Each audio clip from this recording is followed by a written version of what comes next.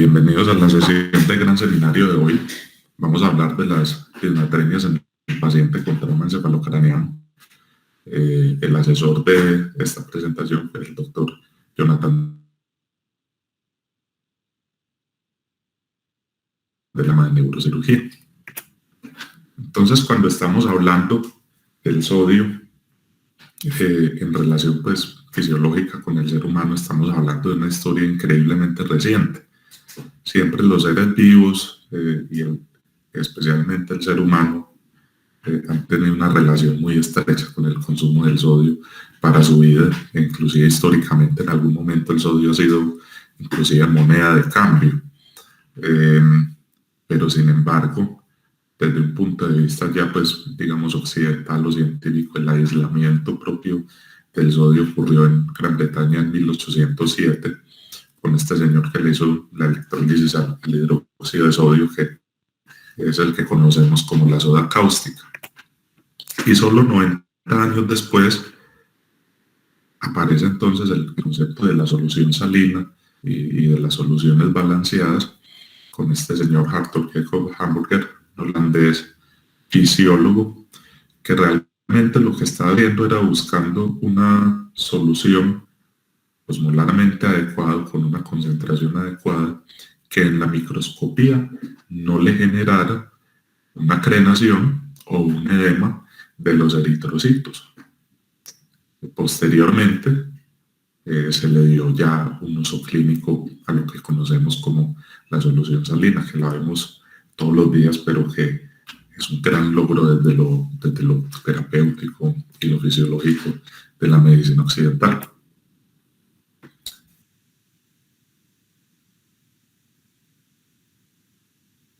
Aparece el primer reporte en un paciente de 20 años con un antecedente de una hepatopatía secundaria a el consumo crónico de desarrollar una focalización neurológica, inicialmente una cuadriparesia, luego cuadriplegia, depresión de conciencia con convulsión, y en la patología se comienza entonces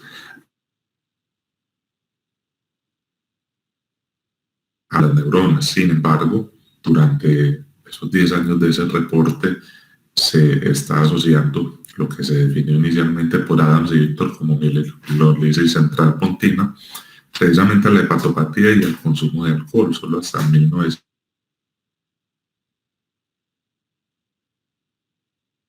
una asociación real de la relación de osmolaridad con el sodio y la aparición de este fenómeno, lo que desencadena entonces una serie de estudios y de observaciones en relación a la fisiología, al comportamiento del edema cerebral, en patología neurológica, no solo traumática, que es lo que vamos a tratar hoy.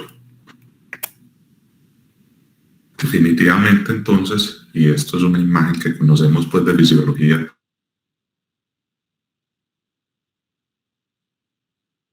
de pregrado, tenemos, voy a utilizar por acá el puntero láser, una distribución de agua que a grandes rasgos entonces es extracelular o intracelular, dividiéndose entonces la extracelular entre la intersticial y vascular, y que tiene una relación dinámica a través de una membrana semipermeable y que obedece a transportes activos, pero a transportes también en relación a la carga de solutos que hay entre estos distintos espacios, exceptuando el comportamiento del nitrógeno ureico, que puede tener una difusión libre de acuerdo a la osmolaridad, inclusive en estados de azoemia. Entonces el sodio es quien más la relación de volumen intracelular o extracelular en el cuerpo humano. De allí entonces la importancia y la estrecha relación con los fenómenos de edema y la relación con la presión intracraneana. Además, hay un mecanismo o varios mecanismos periféricos y centrales a través de los cuales el cuerpo humano entonces hace una regulación de dos factores importantes para mantener un estado de bulimia. Entonces, el estado propio de la presión arterial, ¿cierto?, de la bulimia y el estado de la osmolaridad. Y hay una estrecha relación entonces en receptores que son los osmoreceptores y que tienen una difusión que puede ser periférica o central. Cuando hablamos de periférica, estos osmoreceptores los vamos a ver principalmente ubicados en el bulbo cariotidio, en el atrio derecho y también, esto es muy importante, en la circulación portal, toda esa circulación que está recibiendo entonces la carga de solutos que absorbe el cuerpo humano al alimentarse. Este estímulo que genera una alta carga osmolar o baja carga osmolar, entonces tiene relación ya con unos núcleos hipotálmicos, especialmente el supraóptico y una serie de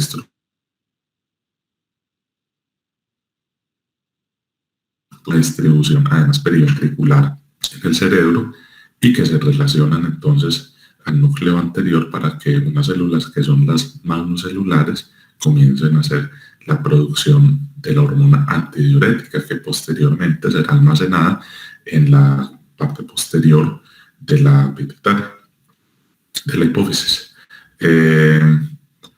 Entonces, cuando aparecen el estímulo de humano, entonces está asumiendo que tenemos una pérdida de líquido y por lo tanto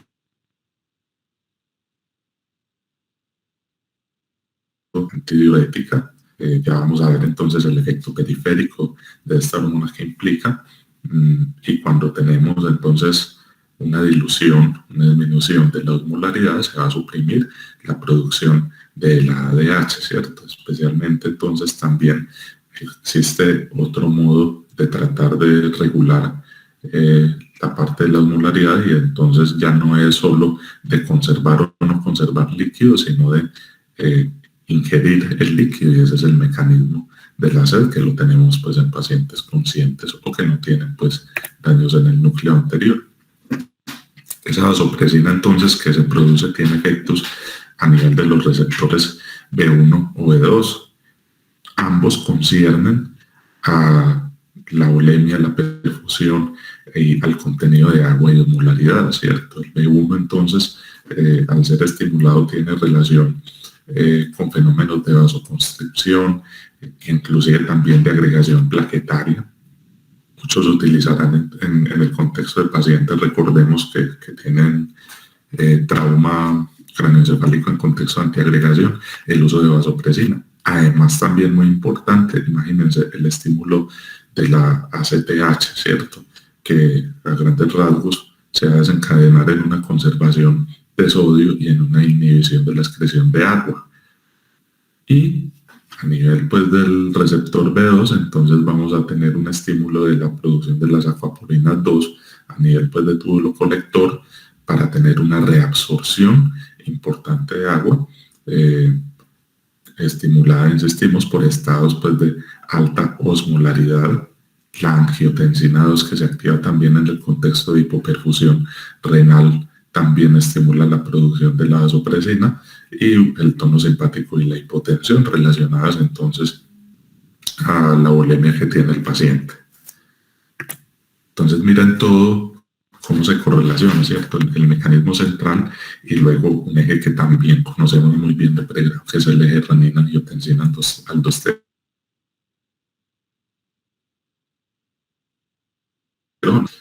Renal se estimula la renina, la angiotensina con el angiotensinógeno pasa a una forma activa que es la angiotensina 2, se aumenta la actividad simpática, tenemos entonces una disminución de la secreción de agua, ¿cierto?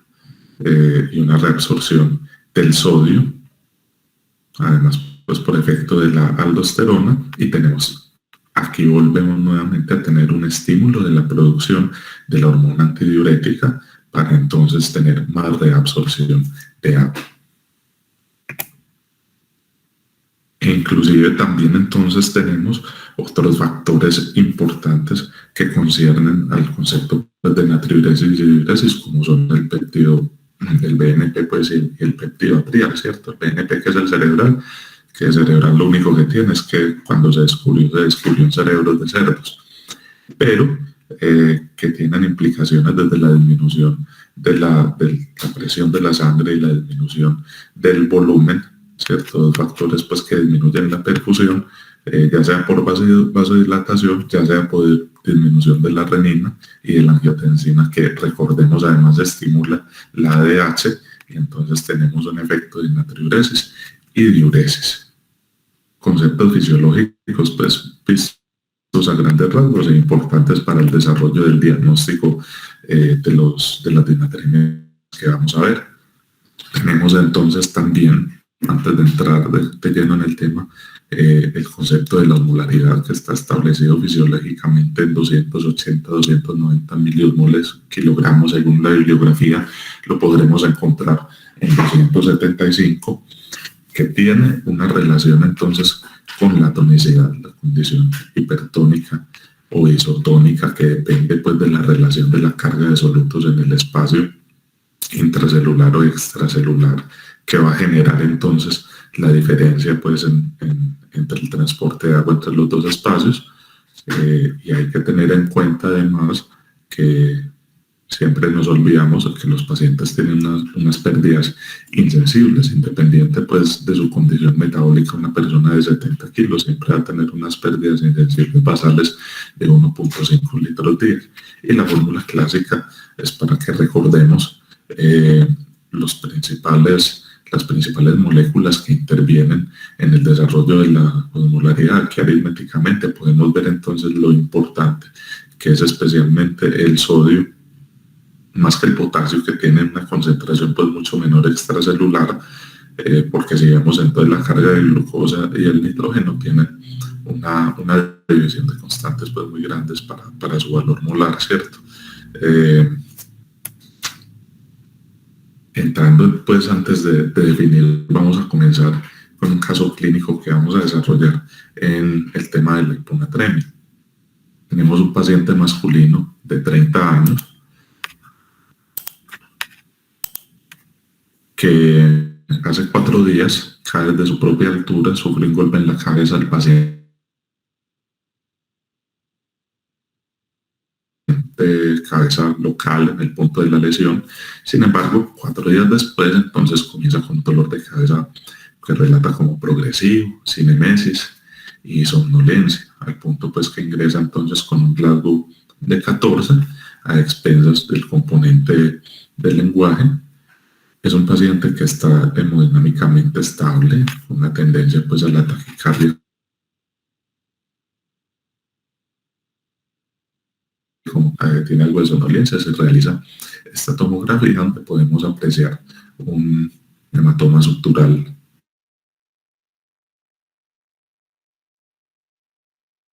de carácter laminar. Repito nuevamente la imagen.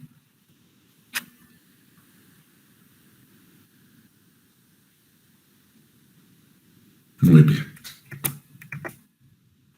Este paciente, entonces, 4 días después del trauma, tenemos que preguntarnos si las cefaleas y la somnolencia que tiene se justifican por ese hallazgo que tenemos en la tomografía. Si se beneficiaría de vigilancia intrahospitalaria, de control de imagen, de paraclínicos, si esa somnolencia puede corresponder más fácil a otras patologías. Entonces hablemos de hiponatremia, definida desde la concentración como el paciente que presenta menos de 135 miliequivalentes litros, tiene una incidencia muy variable y sin embargo muy importante. 9 a 50% de los pacientes que tienen TEC desarrollan algún grado de hiponatremia en TEC, y al menos en la epidemiología estadounidense genera 1 millón de hospitalizaciones al año, algo no despreciable. Y para el contexto de lo que estamos hablando hoy, de trauma encefalocraniano, puede tener unas causas como son el cerebro perdedor de sal, el síndrome de secreción inadecuada de la hormona antidiurética, el hipopituitarismo de origen traumático, y no podemos olvidarnos tampoco de la dieta, porque dependiendo de la capacidad funcional de los pacientes, no todos siempre una dosis adecuada de sodio. Para que hablemos entonces propiamente de la prevalencia de la hiponatremia en términos de si es leve, moderado o severa, entonces tenemos acá un análisis retrospectivo del 2017 donde se tomaron a 1.500 pacientes, 13 presentaron hiponatremia. Miren qué importante, 85% de esos pacientes eran hombres, aunque sabemos pues que prácticamente hay una relación de 3-1 respecto a la epidemiología pues del TEG en hombres y mujeres. Y de pronto la hiponatremia más observada fue la moderada de 125 a 129 miliequivalentes litros. Este dato es muy importante. En relación a los pacientes que no presentaron hiponatremia, se aumentó prácticamente 5 días la media de estancia hospitalaria de estos pacientes.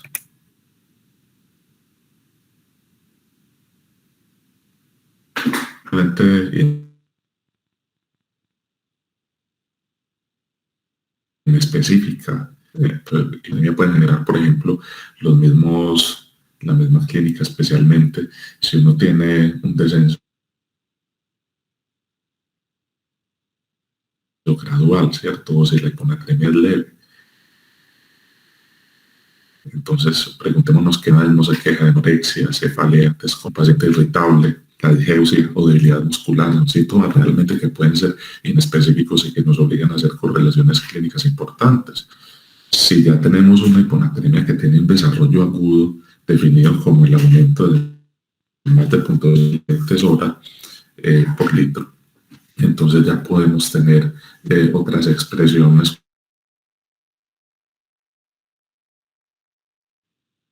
con el respiratorio o coma.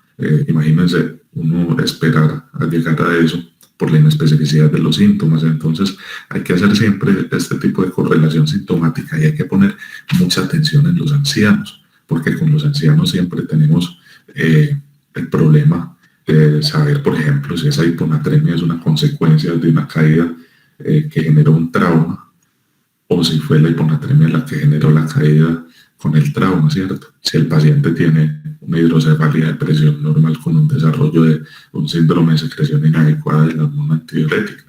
Y recordar que los ancianos pueden tener muchas otras patologías que pueden emular este tipo de clínica. Eso hace entonces que dependamos mucho también de la asociación con los paraclínicos, además para definir las distintas formas de hiponatremia. Así estamos hablando en TEC. Entonces es esencial tener un balance pues,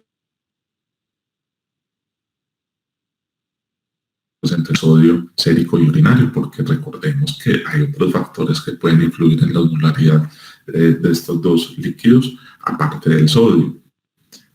Y también es muy importante entonces establecer el nivel de glucosa, de nitrógeno ureico y de hipertrigliceridemia, especialmente las hipertrigliceridemias familiares que pueden tener una alta carga osmótica, por ejemplo, y pueden a veces engañarnos respecto al nivel de osmolaridad y el paciente con un sodio bien bajito. Este es un esquema entonces propuesto donde se sugiere el estudio de profundización diagnóstica de la hiponatremia cuando esté debajo de 131. Es muy variable, ya vemos que la definición de la hiponatremia es de 135, sin embargo uno siempre va a tener una presentación clínica importante, ¿cierto? Muchas veces va a ser asintomática, muchas veces una hiponatremia entre 131 y 135 es un proceso de regulación de un paciente. Entonces, básicamente aquí se define continuar cuando se establece pues que el sodio está bajo, evaluar la osmolaridad sérica y urinaria y de otros solutos, además de factores clínicos como por ejemplo la extensión venosa yugular que nos hablen de la volemia o el peso para establecer pérdidas o ganancias abruptas de peso. Entonces, la disminución, establecer la disminución debajo de 285 milimoles y a partir de allí establecer entonces la carga osmolar de la orina, ¿cierto? Entonces, una hiponatremia con una disminución entonces de la carga osmolar de la orina, podemos estar hablando de un paciente que tiene una polidipsia, que está consumiendo entonces mucha agua, que disminuye ambas cargas osmolares. Pero si ya estamos teniendo una orina concentrada, entonces importa saber si a través de esa orina la pérdida de sodio, nos toca evaluar entonces por dónde, qué otro tipo de patologías nos están generando la pérdida. Entonces ahí está la deshidratación, la diarrea, la pérdida de volumen sanguíneo. Acordémonos que el trauma encefalocraniano también atendemos politrauma muchas veces. O si tenemos unos niveles superiores a 25 en el sodio, entonces ya nos tenemos que fijar. Miren qué importante, entonces ya aparece la relación con el volumen. Es un paciente que está perdiendo sodio, que está perdiendo agua, entonces evaluemos cómo está el sistema adrenal, ¿cierto? Los diuréticos, tiene un Addison, está perdiendo sodio, entonces por un síndrome perdedor de sal. Tenemos un paciente hipervolémico, no despreciemos entonces la hepatopatía y la cirrosis, y tenemos un paciente euvolémico, aclarando que la euvolemia inclusive también se puede apreciar en el cerebro perdedor de sal. Entonces, luego de descartar una alteración en la producción pues, de cortisol, de ACTH o un hipotiroidismo, entonces ir considerando entonces un CIAT. Al paciente se le tomaron inicialmente entonces unos paraclínicos de ingreso. Bueno, tiene somnolencia, hagámosle una glicemia. Tiene somnolencia, tuvo un trauma, bueno, hagámosle un ionograma, no le niega a nadie. Y encontramos entonces que tiene un sodio precisamente de 131 y unos electrolitos que están muy cerca, pues como el límite inferior. Además, una gravedad urinaria que la obtenemos en el uroanálisis de 1.034, o sea, es una densidad un poco elevada. Esto no tiene siempre una correlación directa proporcional pues con la osmolaridad, pero si no saben que la orina de este paciente puede tener una osmolaridad elevada. Parámetros renales normales, un hematocrito adecuado. Y en el esquema que acabamos de presentar entonces, ¿qué nos falta? No tenemos entonces una idea precisa de cuál es la osmolaridad sérica. Tampoco sabemos cuál es la osmolaridad urinaria. Tampoco sabemos cuál es la producción de sodio urinario. Y tenemos una idea aproximada, sabemos que el paciente está hemodinámicamente estable, pero no es suficiente, no es un gasto urinario, no sabemos entonces cómo está el balance para decir que es un paciente hipervolémico, hipo o euvolémico. Entonces, el clínico juicioso, luego de leer técnicos, la glicemia que se sostiene 98, pero al control ya el sodio bajó a 125. El sodio urinario está en 26, un poco elevado, entonces estamos perdiendo algo de sodio por la orina. La osmolaridad sérica está en 274, entonces estamos ya entrando en un estado hiposmolar y la osmolaridad urinaria está elevada, ¿cierto? Superior a 200, con una gravedad urinaria pues, que se sostiene además elevada. Hay un gasto urinario mínimo pues disminuido y hay una disminución de la creatinina, el nitrógeno ureico y el hematocrito, de pronto correspondiendo a un patrón dilucional. Entonces ya completamos mucho más del esquema, ¿cierto? Podemos continuar bajando en nuestro esquema. Sabemos entonces que hay una disminución de osmolaridad, que hay una orina concentrada. Sabemos que estamos perdiendo sodio. Sabemos entonces que es un paciente que permaneció hemodinámicamente estable, que está euvolémico, conocemos el cortisol, sabemos que tiene una asociación traumática que probablemente nos estemos enfrentando entonces a un cierre. Vale la pena evaluar entonces el cortisol. Esta es una revisión del, no tengo aquí el año, estoy seguro que es 2019, quedo con esa tarea, pero es entonces una revisión del grupo pues, de neurotrauma británico, donde digamos que como conclusión se recomienda el screening del cortisol sérico en el paciente que tiene TED cuando presenta una hipotensión refractaria al manejo pues, con líquidos vasopresores, cuando presenta una hipoglicemia también refractaria pues, al tratamiento y cuando presenta una hiponatremia refractaria a corrección. Es allí entonces cuando el paciente se beneficia de evaluar un cortisol sérico, por lo que lo correcto con este paciente sería pues continuar el abordaje, intentar una corrección de lo que tenemos con el afectado que es el sodio, para entonces esperar una respuesta, de no ser así, evaluar unos niveles de cortisol que nos hagan descartar una patología que necesite otro tipo de abordaje terapéutico. Entonces, la pregunta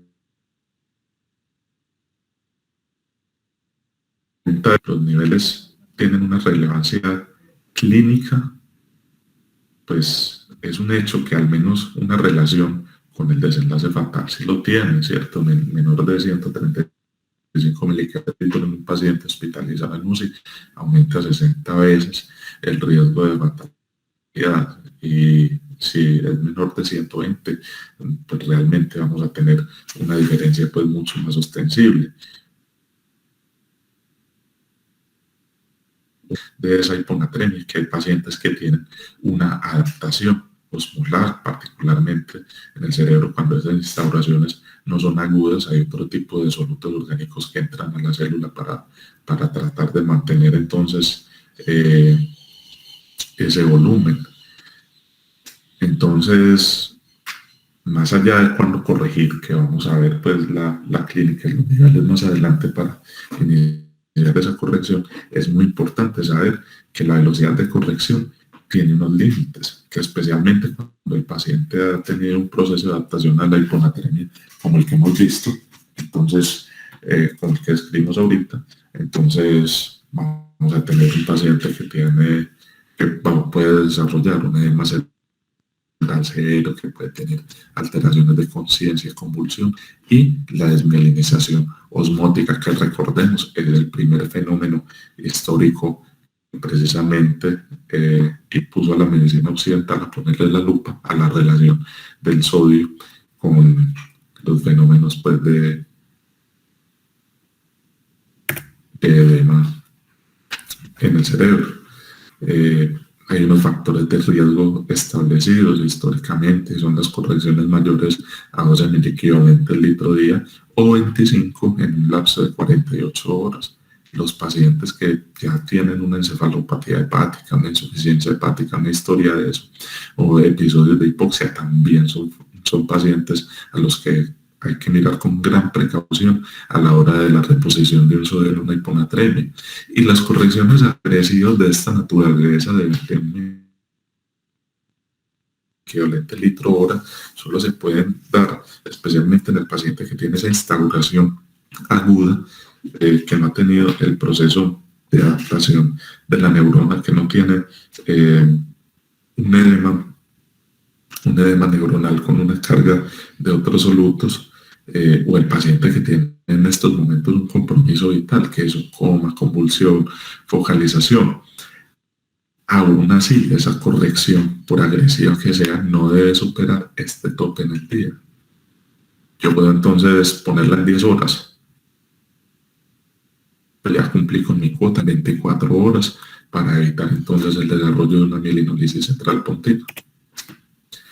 La definición del SIADA entonces desde lo fisiológico es la liberación de la hormona antidiurética sin un estímulo, ¿cierto? O desproporcionada, que nos lleva entonces a una hiperpolemia por la expresión pues, de las acuapolinas tipo 2 y que se asocia entonces a una osmolaridad elevada en orina versus una osmolaridad disminuida, que eso ocasionalmente se puede encontrar normal en la sérica. Implica entonces descartar una enfermedad de carácter renal o una disfunción adrenal que nos esté implicando una conservación pues, de líquido, de sodio, una reabsorción de sodio y una conservación de líquido.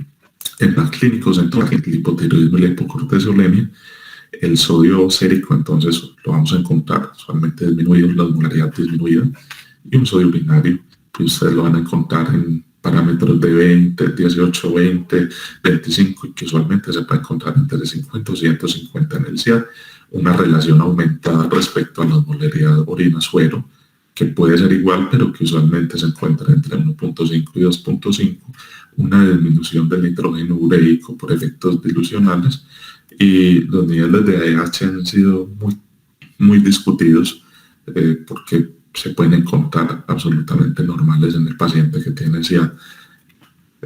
No olvidemos la clínica entonces para sospechar a los pacientes que tienen un hipotiroidismo o la enfermedad de Addison, que es la disminución pues, de producción de cortisol. Test como el de carga de agua de pronto pueden implicar riesgos en los pacientes que tienen aquí hay una corrección, que tienen un sodio, pues una hiponatremia severa, pues precisamente porque vamos a generar mucho más dilución, ¿cierto? Esto implica un test de carga de agua, implica poner este ingreso por kilogramo con un límite máximo que de todos modos es alto y que puede pues, definir la aparición o el empeoramiento de la clínica en un paciente. Lo que se espera con el test de carga de agua es que cuando se genera pues esa hemodilución, esa disminución en la osmolaridad sérica, espera uno que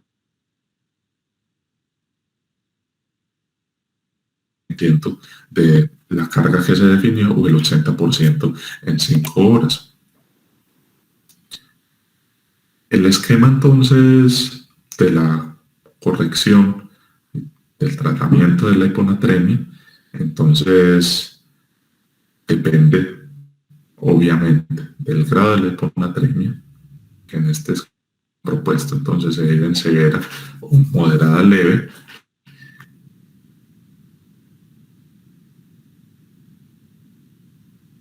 que si el paciente como el límite de 48 horas conocido que nos define la diferencia entre un tratamiento un poco más conservador o un tratamiento agresivo para evitar la desmielinización osmótica.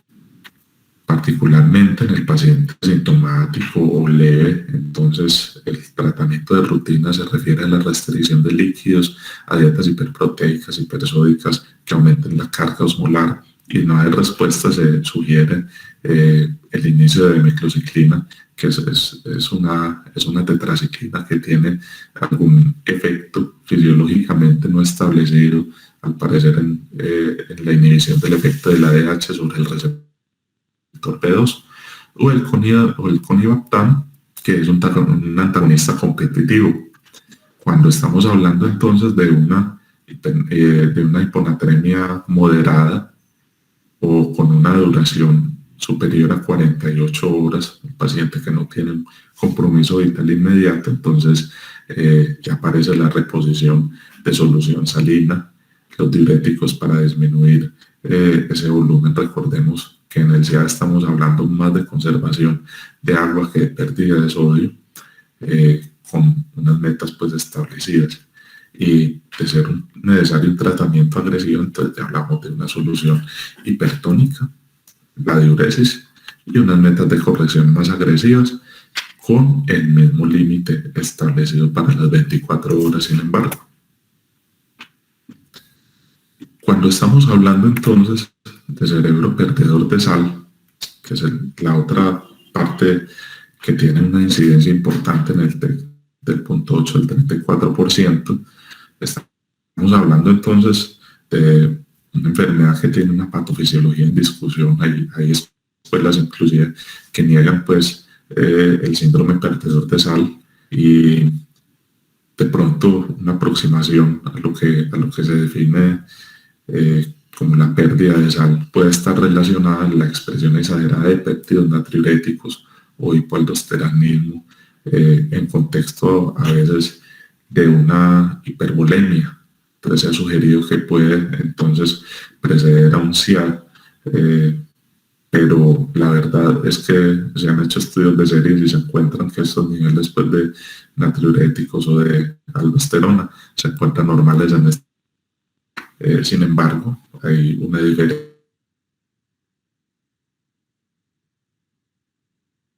pues, básica que es el volumen.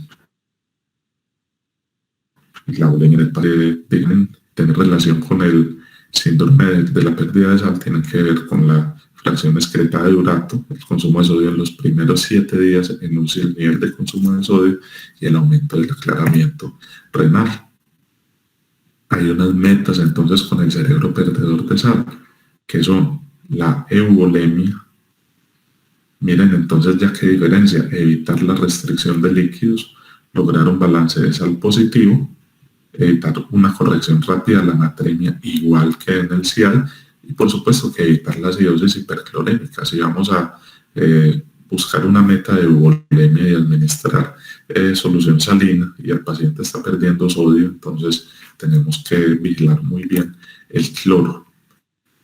Y en este esquema propuesto según la severidad, entonces aquí podemos apreciar que tenemos en común la importancia de la represión de volumen en el paciente que tiene entonces cerebro perdedor de sal. El seguimiento estrecho del sodio, el seguimiento del peso en los casos que ya están en UCE o en UCI, e inclusive la presión venosa central para establecer pues un seguimiento más estrecho de la volemia de ese paciente. La reposición entonces de sal cuando estas medidas no son suficientes, entonces se hace con hipertónico y con fluorocortisona. A grandes rasgos, pues para pasar por acá, vamos a hacer un pequeño ejercicio de corrección en el paciente que teníamos, suponiendo pues que lo fuéramos a corregir entonces no solo con restricción, sino la solución salina. Entonces esta es una fórmula que conocemos muy bien, pero para esta fórmula tenemos que establecer cuántos miliequivalentes tiene la solución con la que vamos a corregir. Si es al punto 9 tenemos entonces 154 miliequivalentes litro, y si es la hipertónica de 3%, que la vemos pues más en nuestro medio, ya serían 513. Entonces, esto es un proceso muy mecánico, muy aritmético. El cambio de sodio, entonces, que se hace para este paciente sería el sodio en miliequivalentes del suero menos el del paciente sobre el agua corporal total, que puede variar entre 0.5 y 0.6 según el sexo o la edad, más 1. Sencillamente, pues aplicando esta fórmula, lo que nos da la fórmula sería que por cada litro de esta solución, en caso de un paciente con un peso, en este caso por ejemplo de 70 kilogramos, le pondríamos 0.67 miliequivalentes. Lo que nos obligaría en un paciente como este que tiene un sodio de 125, si queremos una meta de 135, a reponer 10.000 equivalentes litros, ¿cierto? Entonces, vean esta proporción, nos tocaría prácticamente ponerle 15 litros de solución salina al 0.9% para lograr esta meta. Por lo que nos podemos valer entonces de una solución con mayor carga osmolar que nos puede dar más 1.000 equivalentes litro, ¿cierto? En este caso prácticamente completamos la meta con 1 litro que dividiríamos en 24 horas, recordando siempre el límite de velocidad de infusión. Adelantándome un poco, para disminuir, por ejemplo, un sodio, en el caso de una hipernatremia, es exactamente la misma fórmula. Lo que pasa es que como la concentración de miliequivalentes sería pues en un salino al 0.45, lo que nos va a dar es una corrección negativa. Esa es la diferencia simplemente en la corrección. Y este cuadro es bien importante porque establece un paralelo de paraclínicos entre el cerebro perdedor de sal y el CIAD. Entonces, como podemos observar, ambos tienen una hiponatremia, ambos tienen una disminución de la osmolaridad sérica, ambos tienen un aumento de la osmolaridad de orina. y en ambos el sodio está más elevado. Especialmente puede estar más elevado en el cerebro perdedor de sal, pero es un hecho que también en el CIAD. Entonces, fíjense que no es tan fácil, pero entonces ya nos tenemos que valer de otros factores donde hay diferencia y ahí es muy importante entonces la clínica, ¿cierto? Entonces, este, el del cerebro perdedor de sal, es un paciente que está perdiendo líquidos y que pierde peso, que va a tener un balance entonces más negativo, que no va a tener signos de sobrecarga, como si lo puede tener el del CIAD, que puede tener distensión yugular, que puede tener una hemoconcentración y del mismo modo otros solutos como el BUN, como la creatinina, van a estar más elevados. Se ha establecido el ácido úrico como diferente. No hay una evidencia clara que nos diga, pues, o lo que se ha mencionado, pues es una sensibilidad del 70% para hacia algo, pues que no es una sensibilidad muy alta. Lo mismo el bicarbonato. Y particularmente para el paciente pues que ya tenemos invadido, entonces va a tener una disminución en la presión pulmonar o en la presión venosa central. Nuestro paciente entonces tenía los paraclínicos exactamente iguales, nunca conocimos su peso, pero sabíamos que un balance de líquidos que iba a la ganancia, ¿cierto?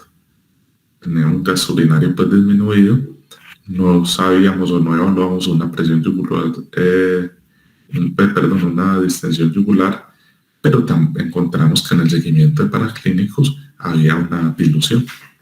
Entonces se apoyaba más el diagnóstico de SIAD, por lo que considerando pues el compromiso de la esfera mental se llevó a USA, como no tenía unos signos graves, pues como coma, convulsiones, hiperexcitabilidad neuromuscular, se inició con una restricción de líquidos, una dieta hiperproteica, una vigilancia de sodio cada 4 horas, a las 24 horas teníamos un sodio en 131. A las 72 horas teníamos un sodio en metas con un gasto urinario más adecuado, un Glasgow que se recuperó, por lo que se definió entonces una sala general y una medición más laxa entonces del sodio. Para hablar entonces de hipernatremia, ya en los pocos minutos que nos quedan, entonces se establece como el aumento de miliequivalentes mayor de 145 a 150. La verdad, el desarrollo de la clínica casi siempre se ve más allá de 155, 160 mil equivalentes litro. Puede corresponder realmente más a un déficit de agua o a iatrogenia por corrección, por uso de soluciones hiperosmolares o por diuresis osmótica también. También tiene una relación entonces importante en UCI, ¿cierto? Entonces, aquí no estamos hablando pues de TEC, pero estamos hablando de pacientes hospitalizados en UCI y, por ejemplo, el paciente que presenta hipernatremia tiene un 46% respecto a un 15.2% de mortalidad. Particularmente para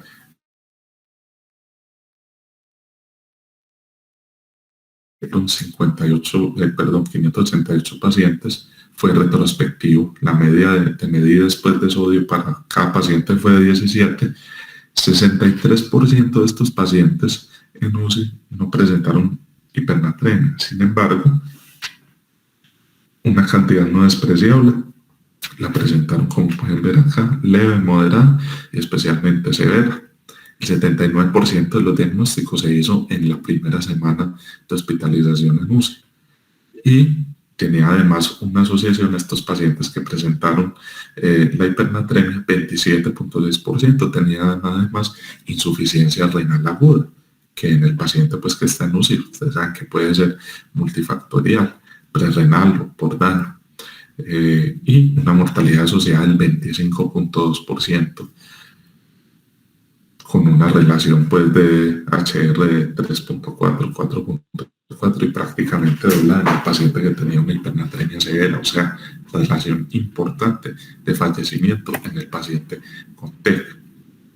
Y la expresión pues más conocida es la hipernatremia, cuando no estamos hablando pues del déficit de agua o de la diatrogenia, la diabetes insípida, que aparece y que se hace clínicamente importante cuando se disminuye en un 85% la capacidad de secreción de la hormona antidiurética. También puede haber una relación de insensibilidad a la hormona antidiurética por parte de las acuaporinas.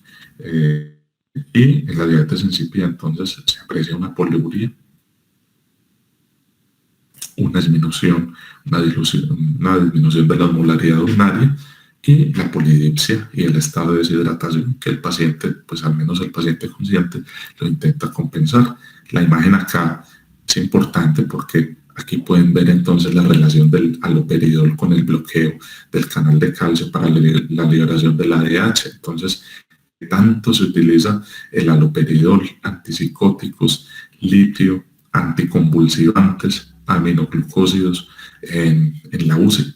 Es muy frecuente esa asociación en el paciente que está agitado, en el paciente que necesita soporte pues, de control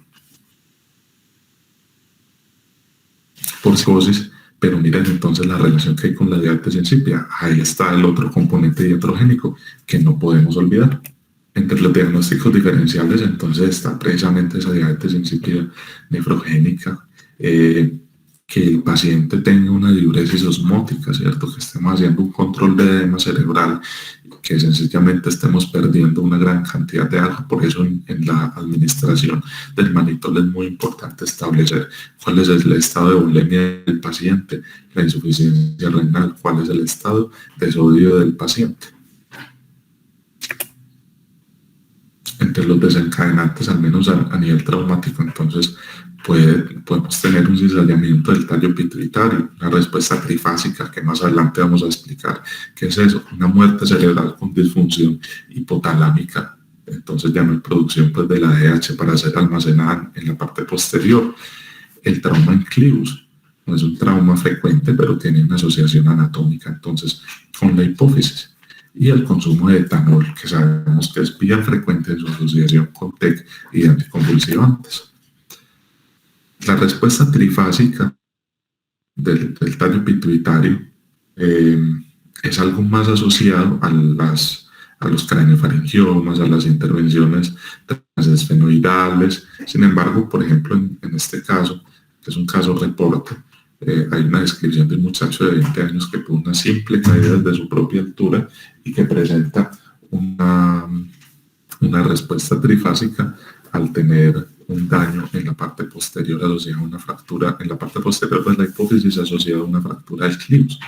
Entonces, este es un paciente que sufre un daño inicial a nivel del tallo que genera una disminución de la inicialmente, entonces un aumento del sodio, ¿cierto? Una diabetes insípida con una disminución de la osmolaridad de la orina por el alto gasto pues, urinario.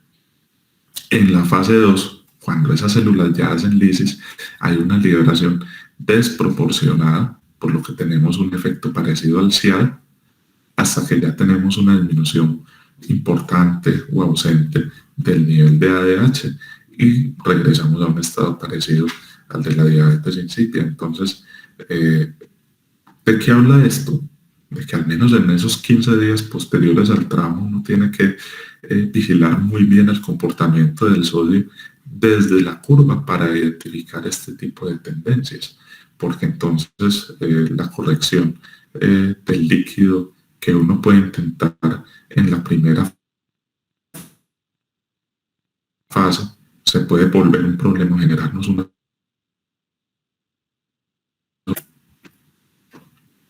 Dentro del proceso diagnóstico de esa diabetes insípida, entonces está descartada la disminución de la osmolaridad urinaria. Considera entonces el enmascaramiento del manitol, la diuresis osmótica. Pues sabemos que estamos en pacientes con PEC y frecuentemente entonces vamos a utilizar este tipo de manejo para el edema. Los egresos en orina mayores de 250 cc/hora van a ser muy sugestivos. El paciente puede presentar una normo o hipernatremia Y eso va a ir muy de la mano con el consumo consciente o no de líquido para reponer, pues, según el mecanismo de la sed. Y también hay que descartar que tengamos una función adrenal normal, ¿cierto? Si estamos teniendo una osmolaridad sérica baja, a pesar de que hay un alto gasto urinario, entonces hay que descartar un componente psicogénico. Sin embargo, si está alta, sí se puede confirmar una diabetes insípida. Y para descartar que haya una diabetes insípida nefrogénica, entonces se administraría 5 unidades de ADH, esperando una respuesta, ¿cierto? ¿Cuál sería la respuesta? Un aumento en la osmolaridad urinaria, ¿cierto? Entonces, el otro es el test de la deprivación de agua, que requiere un seguimiento pues estrecho del peso y la osmolaridad urinaria, esperando que haya una mejoría de la osmolaridad en un lapso de 6 a 8 horas. Y si en ese lapso de 6 a 8 horas no hay una respuesta, no está esta respuesta deseada, entonces se adiciona pues esa hormona antidiurética exógena que da una osmolaridad mayor de 300 a la hora. Entonces, en el tratamiento tenemos una hipernatremia leve, tenemos un paciente consciente, permitámosle la hidratación. Eso, inclusive en contexto ambulatorio, no debería suponer un problema en el paciente consciente. El paciente que tiene una hipernatremia severa, entonces va a necesitar un soporte con lo que le falta al paciente que tiene diabetes insípida, que es desmopresina. O si se establece que hay una deficiencia parcial, que hay una producción parcial entonces de ADH, entonces los diuréticos, la hidroclorotiazida o la clorpropramida se pueden adicionar para tratar de mejorar esa función. Este tratamiento es prácticamente lo que acaba de ver. La importancia de este esquema es aquí en la parte de rojita, es siempre descartar, acuérdense de la frecuencia de la diabetes, la carga osmolar de la glucosa, ¿cierto? Entonces la poliuria, que no corresponde realmente a una diabetes, ¿cierto? Que no sea diabetes insípida, sino diabetes mellitus. Y los diuréticos osmóticos. Ese paciente ambulatorio, si tiene compromiso de la sed, puede estar en la casa si tiene una hipernatremia leve, pero va a necesitar, como en la falla cardíaca, cuantificar un gasto urinario, establecer un balance y un peso diario y un control 2 veces a la semana de sodio sérico de 1 y de osmolaridad. Para el paciente que está entonces hospitalizado, que tiene muertes cerebrales, tipo de órganos para trasplantes, entonces es un paciente al que obviamente le tenemos que garantizar muy buena perfusión. Entonces, así tenga un mal pronóstico, es un paciente al que hay que cuidarle muy bien su balance urinario, establecer cada 4 horas al menos la gravedad específica de la orina con un ciclo químico y un control de osmolaridad y electrolitos cada 6 horas.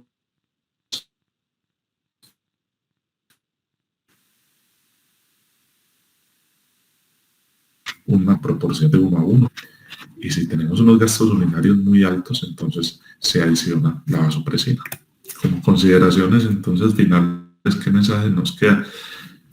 Siempre tener en cuenta esa relación estrecha de la bulimia con la anatremia y la bulimia como factor de diferenciación entre síndrome perdedor de sal y síndrome de secreción inadecuada de la hormona antidiurética, que no solo son para clínicos, la clínica no están solo enfocados a la alteración del sodio y del volumen, sino que acuérdense que hay todo un eje neuroendocrino, que hay un eje de renina-angiotensina, que hay una producción de péptido natriurético, que hay unas glándulas suprarrenales, que hay estados de hiperglicemia que nos pueden hacer perder el diagnóstico o en el adecuado manejo terapéutico.